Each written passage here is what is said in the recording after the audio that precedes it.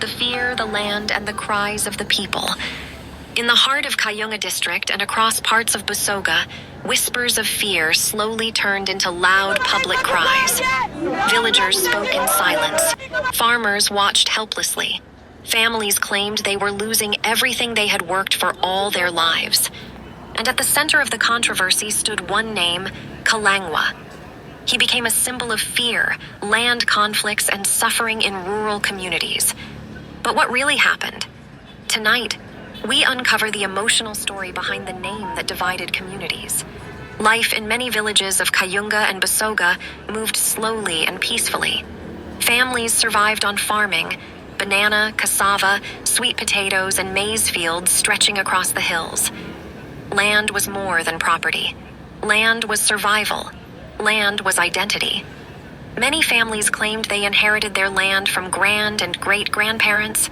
Every tree carried memories. Every garden carried hope. But slowly, that peace started to disappear. Disputes involving wealthy individuals and local villagers started developing. Boundaries started changing. Others claimed unknown people arrived carrying documents they had never seen before. Meetings became arguments. Arguments became fear. According to community members, some residents started worrying that they could one day lose the very land they called home. One elderly resident reportedly said, "We started hearing that our land no longer belonged to us, yet our parents are buried here." As tensions increased, the name Kalangwa reportedly became connected to many of the disputes discussed in villages. The fear in communities continued growing. For struggling farmers, crops were life. A destroyed garden meant hunger, and some villagers alleged that cattle belonging to powerful individuals repeatedly entered their plantations, destroying all their crops, and maize fields were left down. One emotional farmer reportedly cried, "That garden paid school fees for my children. Now everything is gone." Activists called for investigations into land conflicts affecting ordinary Ugandans. Community leaders demanded protection for vulnerable. The name Kalangwa reportedly became symbolic of a much bigger issue, the growing fear of land insecurity among poor communities. Some leaders called for stronger land protections. Others warned against spreading unverified accusations without evidence. Meanwhile, beyond politics and rumors, there was human pain. Families struggling to feed children, villagers fearing displacement, young people growing up surrounded by tension and uncertainty, whether every allegation was true or not. The emotional wounds in communities were real. One woman reportedly said through tears, "All we want is peace and land to survive on." Those words reflected the pain felt by many rural families across Uganda, facing land disputes and economic hardship. Religious leaders, elders, and human rights activists called for peaceful solutions. Some demanded transparent investigations into disputed land ownership. Others called for reconciliation between powerful landowners and struggling villagers.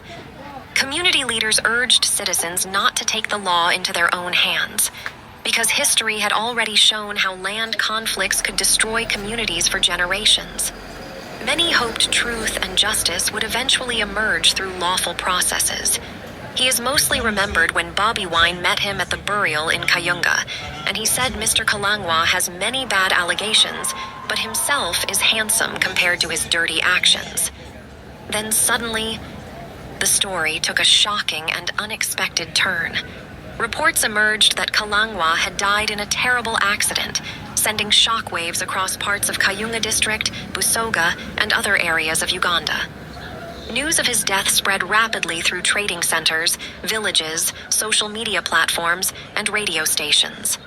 Some people reacted with disbelief, and in some communities where anger over land conflicts had reportedly lasted for years, groups of people were seen celebrating the news.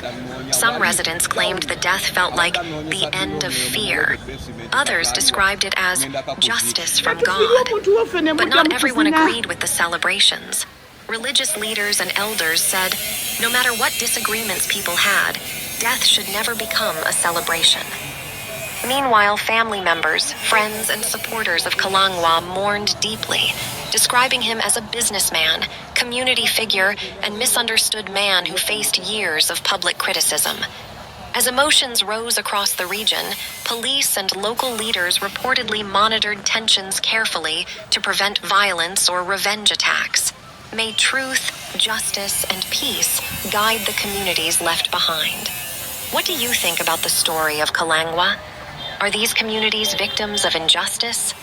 Or has the truth been buried beneath politics, rumors, and emotion? Leave your thoughts in the comments. And don't forget to subscribe for more deep African documentary stories.